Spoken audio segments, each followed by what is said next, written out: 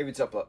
Lightboltjoe here. Today we're going to discuss the 2020 Netflix original show Dark Season 3. So this came out June of 2020. Season 1 was December 2017. Season 2 is June 2019. And then June 2020 is Season 3. I think that's how that went. This is 8 episodes long. So Season 1 is 10. Season 2 is 8. Season 3 is 8. 26 altogether. Bro, I have said wild vehemently since we started talking about this show. All in German. You have random English thrown in here and there. Random.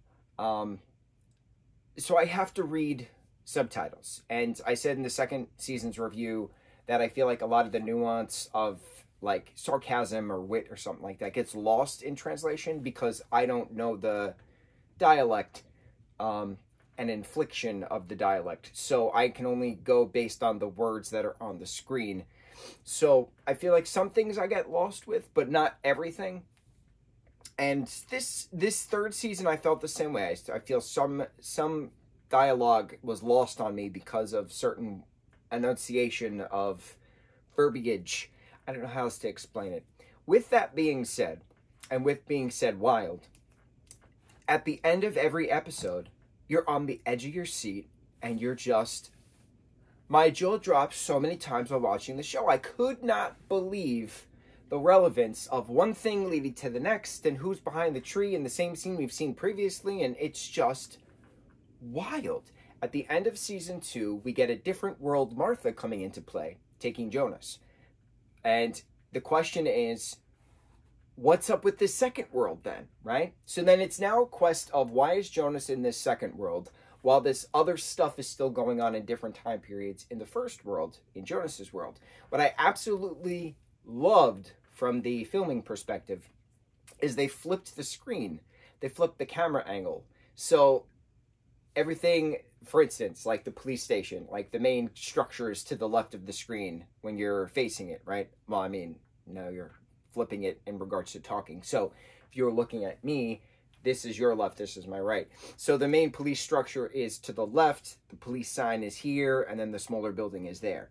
In the second world, they flip it, and the police structure is on the right, and the police sign is there, and the smaller structure is there. Certain houses, right? Jonas Conwell's house, right? The stairs go up one way and then it's flipped and it's going up the other way. So it's just really cool seeing that, especially in the school as well. Everything is flipped. And you're thinking, did they build a second set? It's possible. It's not probable. But in actuality, what had to have happened, and I didn't look this up, but I'm doing my best guess. In actuality, what had to have happened is they had to flip the shot, but print posters and print name tags and print things in reverse. That way, when the shot is then flipped in editing, it's then shown in real time. Just like how when you write something in reverse and you hold it to a mirror, it then shows it in real time. It's just so cool. It's just such a technical thing that is just so beautifully nuanced, and I absolutely love it. And I need everybody to watch this project specifically because of that. The plot is crazy to begin with. The four families being interconnected, and it's all Jonas and Marta's fault in the two different worlds, of course. But the technical aspect is wonderful. And what I also love about this is that it changed how it flips from world... Well, now we're going from world to world. So anytime that there's a new scene starting, the screen will do a blip. It'll go blip, and then a warp. And then you're to the next world. And it's just so ingenious. It's just so ingenious. I've never seen it done before. And I'm just so geeking out about how it was put together. And I'm amazed. I don't get amazed often. I am amazed with how this was put together. Aside from that, the story is absolutely bonkers from beginning to end. And the question then is, why is it that every time older Jonas or older Marta now tell each other to do something to then reverse, to untie the knot that binds the worlds together, and the cycle keeps going and going and going, why is it that every time that they do what they're told, it doesn't change anything? And then it's revealed that there's a third world that is the origin world, that something happened in this origin world, which was the catalyst, which then created Jonas's world and Marta's world, which shouldn't exist. So that's the next question. Well, if they shouldn't have existed, then how did they come into fruition? And then if they came into fruition, then how do you have the flashback time periods going back to the 1888, I believe? So then history was then given a past because of the new worlds being created. So then what was that catalyst moment? You have to find the catalyst moment. You have to stop the catalyst moment. You have to stop Tannhaus from inadvertently starting this moment, right? Tannhaus is the one who created the time machine briefcase only because Claudia gave it to him. So it was a whole cause and effect type of a thing. Tannhaus is the pseudo-grandfather of Charlotte, but who was Charlotte's parents? Well, it was Noah, and her daughter Elizabeth was her actual mother. The whole thing. The whole thing. Who was dropped in what time period when? It was just wild. It was wild. But then stopping Tannhaus's son from getting in the car, driving over the bridge, hydroplaning, crashing off him, his wife, and then daughter, then drowning in the river. Well, the daughter wasn't found. Him and his wife were drowned in the river and found. But that was the catalyst moment. So it was a matter of how the hell does Jonas and Marta get from Marta's world, because Jonas then was moved to Marta's world. How do they, the two of them, get from Marta's world to the origin world to stop this event? Well, they have to obviously go through the strands of time. And it was just such a wild representation of the strands of time. Very wild. A hallway, time is flying back and forth. If you have vertigo, you cannot watch this scene. I was getting dizzy myself. I don't even have vertigo that I know of. It was wild. It was just so wild. Stopping the moments and then realizing that the two of them can't exist anymore because they weren't supposed to exist in the first place. So because they stopped that moment, the two worlds won't exist anymore. The apocalypse is never going to happen. Past, present, future doesn't exist because the worlds never existed. Adam and Eve, Jonas and Marta, don't have to be concerned about keeping up this cycle anymore because the origin moment is stopped. Jonas and Marta, teenage Jonas and Marta, stop this event and then disappear into the sky. And then that's it. It's over.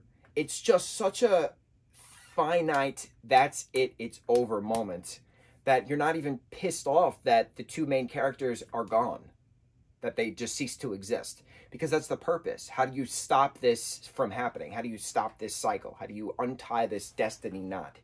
It's because of the two of them, which have caused such catalyst events in their own separate worlds respectively, and then influencing each other on both worlds respectively as well. How do you stop this event? Well, it has to be that third aspect. And what's funny about this, funny as in, haha, now that I'm thinking about it, they talk about this in the first season. They talk about that there's always three. It's always a rule of three. That Trinity knot that they reference, that Druid knot that they reference on that book, who explains it first? There's always a beginning, there's always an end, but there has to be a middle. There's always a up, there's always a down, but there has to be a middle, right? So if Marta's world is one and Jonas's world is the other, what's the middle? What's that origin? What's that prime moment? Going back to Turtle Prime in our Ninja Turtles franchise marathon, going back to whatever else we've just recently discussed about a multiverse, going back to the original origin. So it's nice seeing that this original origin thing, trope, if you will, is continuing on in different franchises across the globe.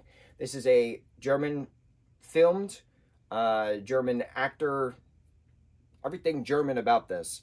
And it's still a trope that is translated from different countries, which I'm really happy to see. It's been 4 years since the finale of season 3.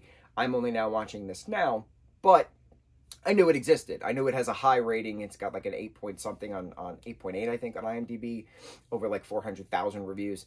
It's a very well-known property, but you have to be, how do I say this?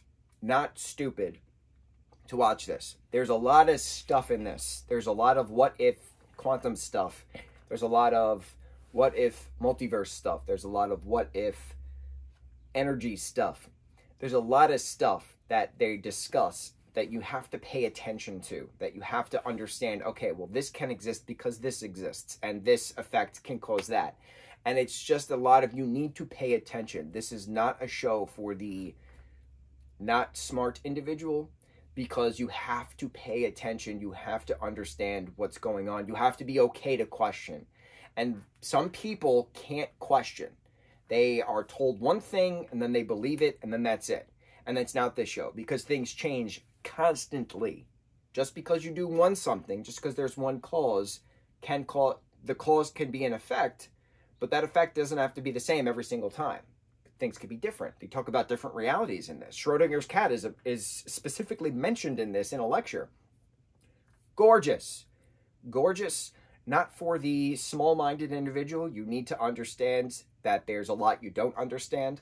Best quote in this is that what we know is a drop and what we don't know is an ocean.